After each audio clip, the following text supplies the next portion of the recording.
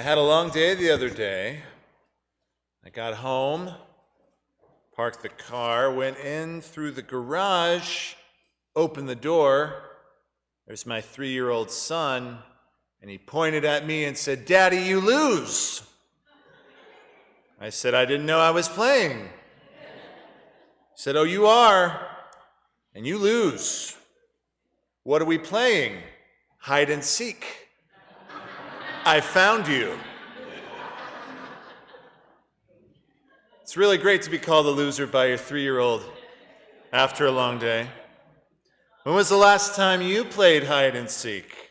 Now, what's interesting about this game is that in basically every society, culture, and country, every child around the world has played a variant of hide and seek at some point in their life. There's something about the rush of running from someone that you trust and trying to tap in their psyche, because the entire time that you're hiding, you're trying to think, okay, where would they not look? What's the best place for me to hunker down? And if you're the one seeking, likewise, you're trying to think like your opponent.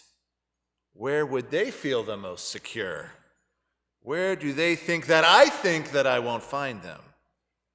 There's something about being the pursuer, opening closet doors, looking under beds while you can hear them giggling in the other room, and you can feel yourself getting closer and closer, and finally you get to the correct spots, and you pull back the curtain, and there they are, and then you both giggle, and the game happens again and again and again. I think the reason we play this game is because it is really a metaphor for something that we as adults do in real life all the time. Think about the house or the apartment that you're living in right now. There was a search process involved in getting that too. Maybe you looked online at a bunch of listings, or maybe you went with a realtor from place to place.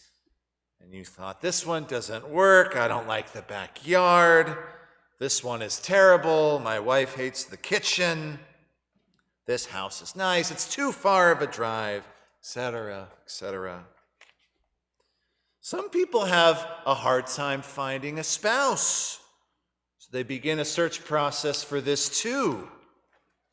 You usually get a website or they hire a matchmaker, and they think, no, I don't like her.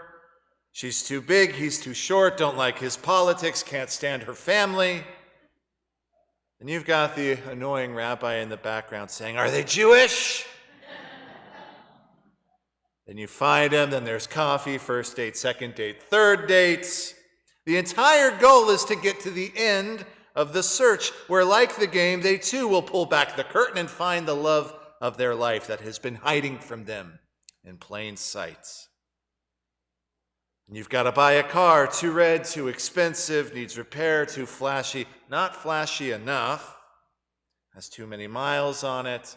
Oh, this one's nice. And you've got to find a doctor. They don't take my insurance. Too far of a drive. That guy is a quack. Terrible bedside manner. Then you have the annoying rabbi behind you saying, is your doctor Jewish? It never ends. Since we're doing this, have you and your spouse ever tried to pick something to watch on television? You're flipping through the channels and you're trying to watch something, maybe even on Netflix, too violent, too scary. I want something funny. My wife will not like this one. Do you get the theme here? Too many commercials. We've seen that one before. No, we haven't. Yes, we have. Honey, you saw that. You didn't like it. And then more often than not, you just end up watching the same thing you always watch. These past couple of weeks with summer ending, recently, my kids have spent a lot more time at home than they ordinarily would, which means that I have become their biggest playmates. Mazel tov to me. So I have been playing quite a bit of hide and go seek. I'm really good at hiding, especially after a long day. I like to hide in the pantry. and get a snack with the door closed, while my kids poke around all the corners of the house. That's basically my same spot every time. It's my go-to. They find me. Hiding is easy. The seeking is the hard part. And after work, I'm pretty pooped. And the last thing I want to do is go search for a 3-year-old in my house. I don't want to pull back the curtains. I don't want to look under beds. I definitely do not want to extend my search to the backyard where I will have to put on shoes. Yuck. But I have to say, when I finally find my little guy, he's so excited to see me. You found me! Gives me a hug. The game starts again and again. Hiding and seeking.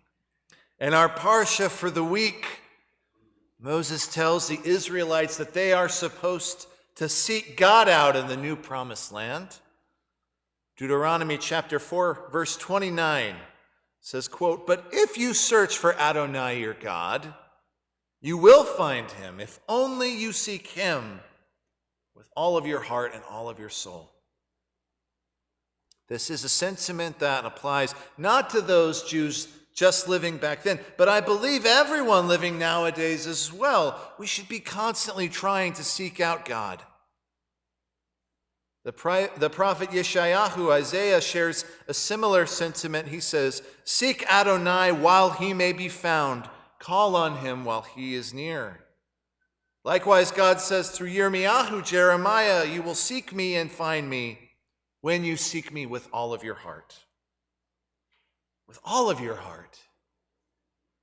This means that you have to really want to engage in the search. Sometimes we don't want to search. We don't have the heart to search. Sometimes we're tired from the day to day, or sometimes we're put off by God's rules, the mitzvot. We don't want to be told what to do. I remember when I was in college, it was the first day of a new semester. All the students were shuffling in. Finally, the professor shows up, a little late, a little disheveled, and he hands out the syllabus for the class, starts going over the rules for attendance for the class. And after about a minute, a girl walks into the class, also a little late, a little disheveled, and she was carrying this enormous cup of iced coffee from Starbucks. It was enormous. I didn't know they made it this big. It was about the size of my thigh, just a big.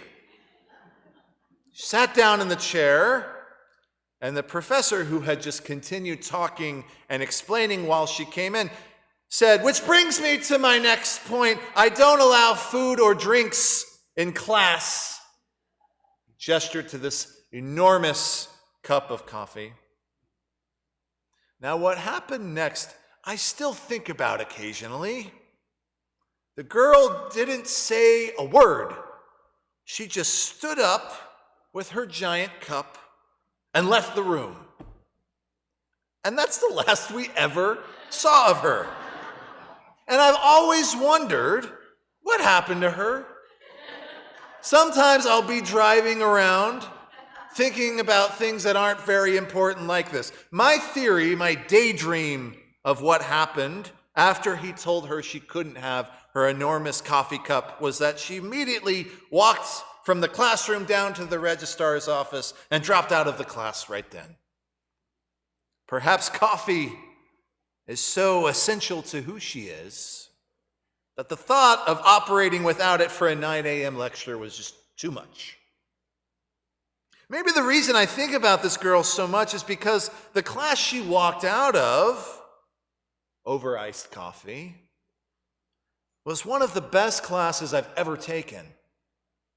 Sure, the professor was a little strict about food and drink, but I learned more from him than I have any other teacher in my academic career.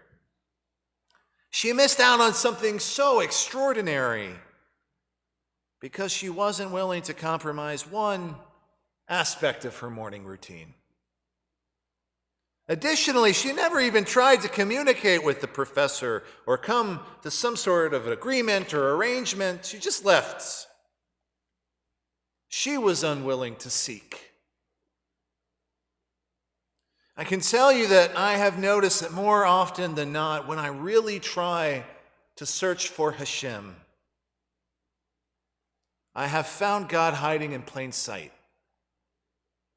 Just like when I play hide and go seek with my little boy, I always hide in one particular place. God is usually hiding in the exact spot that I left him, just waiting to be sought after. But it's me and my arrogance or pride. I'm unwilling to look. We spend so much of our lives trying and seeking to try to find the perfect job, the perfect spouse, the perfect car, the perfect house. We invest so much in that, thinking that these things will be the thing that make us happy. If I can just get that one thing. Only to realize that if we haven't invested the time to try and seek out the divine, we're trying to fill a hole. In actuality, it's a bottomless pit. So I'll ask you tonight, dear friends, where is Hashem hiding in your life? How can you seek him out? Hide and go seek may sound like a silly game, but when you play it with God, I promise you, it's the most important thing you'll ever do.